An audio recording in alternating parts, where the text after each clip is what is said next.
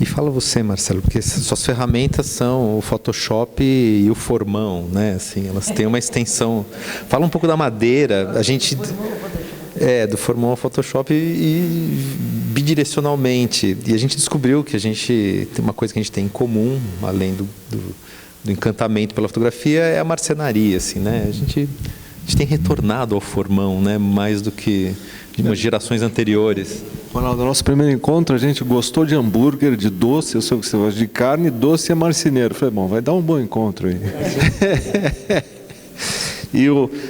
Essa coisa das mídias é legal você falar isso, essa noção de que não tem, porque tem inclusive alguns, eu lembro do CD-ROM, não pegou. Nada mais velho do que um CD-ROM. E não pegou o CD-ROM, né? Foi lá, todo o disco laser, isso é demais, essa. E tem uma biblioteca. Eu tenho um que não funciona mais, o aparelho, o Arlindão. Eu pesquisei vários lá no dele. Mas aí tem uns que não pegam. O que eu ia falar que eu esqueci?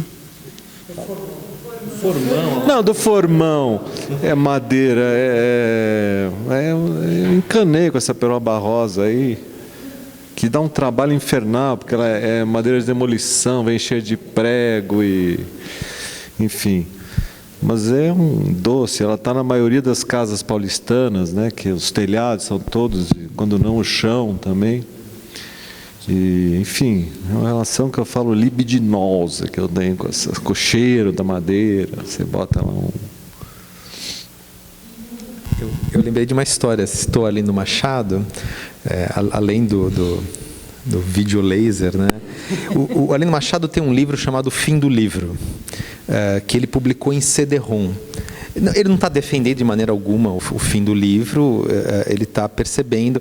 Ele discute muito. O Mallarmé tem um livro chamado O Livro, que é um projeto inacabado. Ele gostaria assim que fosse um livro que contivesse infinitos livros, né?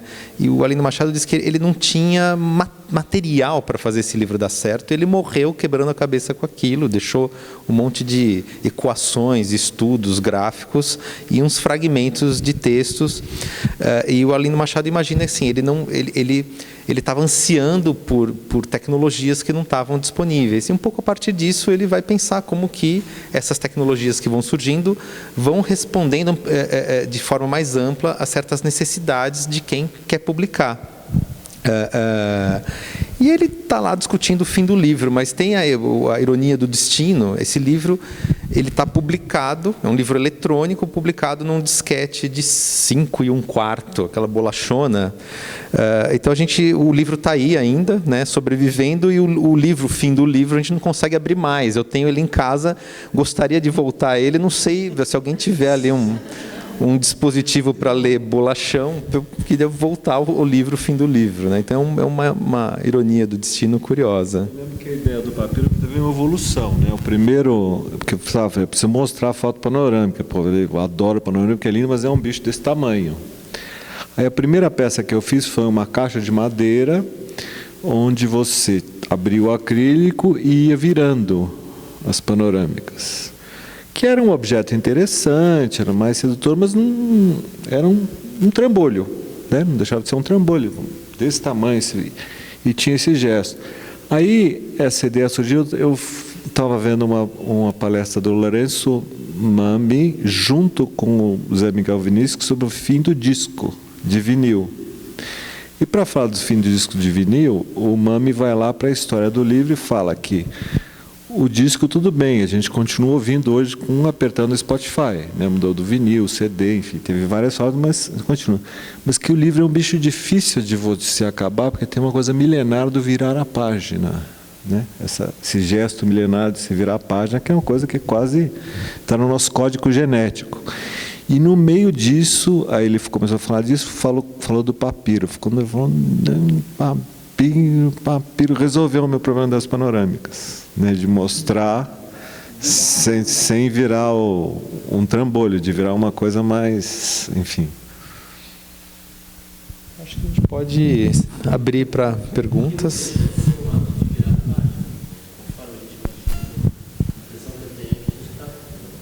Tá. De outro gesto, Por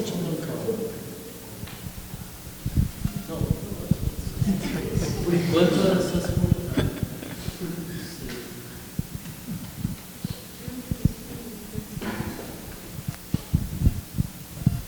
boa noite.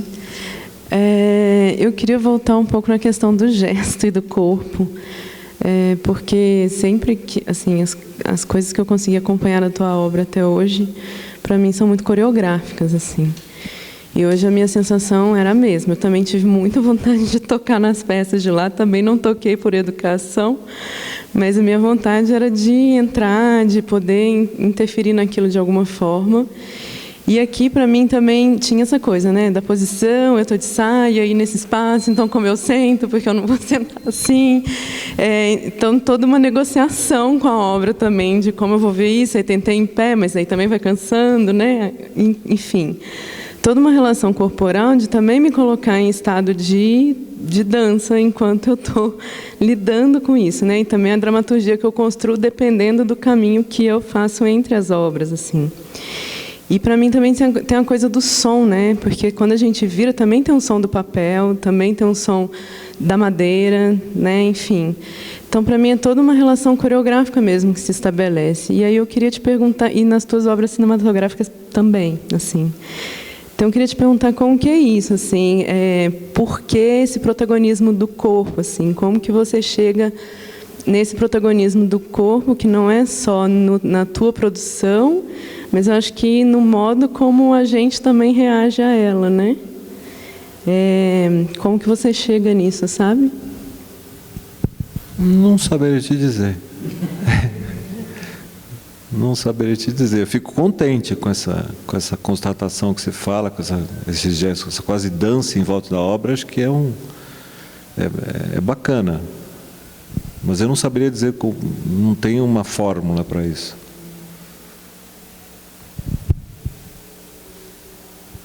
É uma coisa que eu penso assim, a montagem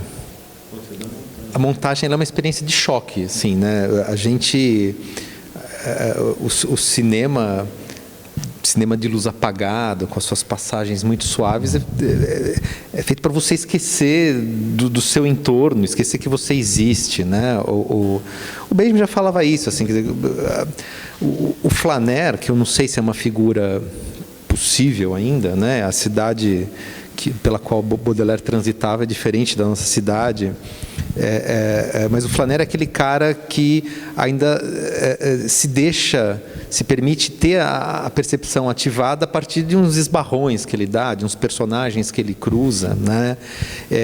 Então, assim, esse pequeno choque, né? Esse encostão que você dá quando anda com alguém, é o que resta de possibilidade da experiência. E quando o Benjamin fala da montagem, para ele o corte, a interrupção é importante de ser percebida, né? Enfim, ele conheceu muito bem o cinema, conheceu muito bem a atividade da montagem, mas eu tenho a impressão que ele quase reivindica um pouco a ideia de que você perceba o funcionamento daquilo. Ele vê algo de libertador, assim, de emancipador, porque o cinema e a fotografia têm algo a ensinar sobre o mundo da técnica, e a técnica estabelece certas relações de poder, e ele imagina, assim, todo mundo fazendo cinema, o proletariado, né? A câmera fotográfica na mão de todo mundo, e ele acha que a montagem, ela traz a consciência que a indústria não permite, né? De você perceber onde é que se dá a junção entre as peças. O trabalhador, ele é alienado desse processo, e talvez o cinema permita você enxergar como é que se dá essas junções. Então eu acho assim, os seus filmes, quase que, talvez não só metaforicamente, ele tem um impacto corporal, assim, ele provoca alguns pulos na cadeira, porque existe o tranco, né? Existe o solavanco, que é o mesmo solavanco de você estar andando assim, no mundo da lua, pela rua, e levar um esbarrão e perceber uma fisionomia, perceber que tem uma paisagem. A gente precisa ser acordado pelo tranco, né? São filmes de trancos que eu acho que provocam reações corporais efetivamente, assim, mais do que metaforicamente. Só um parênteses, é um desespero hoje porque a câmera está na mão de todo mundo e não aconteceu nada, né, de muito revolucionário. Não. nesse sentido que ele achava, né, que ia ser uma libertação e tal. Está na mão de todo mundo, né? Olhando mais para si do que para o outro, na verdade, né? Mas a montagem, sim, ele respondeu. Acho que é a montagem, a questão. A montagem dos materiais para fazer, a montagem, o tempo que eu gasto para... nessa junção, né? Que aí... acho que é a montagem. Ele respondeu. Eu queria fazer duas observações. Quer dizer, na sequência sobre São Paulo, principalmente, a impressão que eu tive é assim, tem um verso de um dos poemas do Mário de Andrade, que ele fala que São Paulo não cabe numa fotografia, move-se num filme. Então, acho que em vários momentos aqui eu senti esse movimento, né? Quer dizer, você não conseguiu, quer dizer, você não se satisfaz com uma imagem, mas com uma pluralidade de imagens. Essa é uma observação. E a segunda observação é até que ponto você pensou que o seu objeto, ou se você pensou, que ele é metalinguístico por natureza. Porque diante das conversas eu fiquei olhando, que me veio agora essa ideia, e você montou a sua imagem como? Se você olhar para o seu objeto, ele é um tripé. Ele é um tripé. E o tripé chama o tripé cavalo. O tripé sustenta uma câmera. E a câmera registra uma imagem ou uma sequência de imagem. Então, eu não sei se há um pensamento metalinguístico nisso, intencional ou não. Só queria colocar essas duas observações. Obrigado, são excelentes observações, mas não tenho. Não tenho. Inicialmente não era um tripé, era um quadripé, mas começou a dar confusão, eu mesmo tropeçando. Minha mulher falou, a turma vai cair, vai dar processo. Não sei, falei, tá bom. Vou fazer um tripé, mas tem que ser gordo. Daí peguei um... Mas acho que tem a ver, obrigado. São bem interessantes as duas. Acho que tem a ver, sim.